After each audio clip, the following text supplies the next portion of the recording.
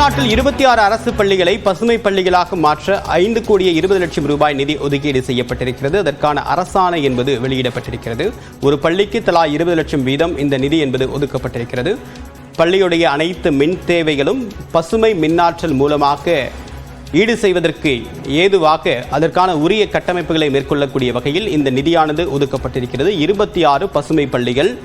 சுயசார்பு என்பது அவசியம். அதன் அடிப்படையில் சோலார் மின்தகடுகள் பொருத்தப்பட்டு அந்த பள்ளிக்கான மின் தேவையை பசுமை மின்னாற்றல் மூலமாக ஈடு செய்வதற்காக இந்த கட்டமைப்பு என்பது ஏற்படுத்தப்பட இருக்கிறது. அதற்காகத்தான் இந்த 5 கோடி 20 லட்சம் ரூபாய் நிதி ஒதுக்கீடு செய்யப்பட்டு அரசாணை நிறைவேற்றப்பட்டுள்ளது.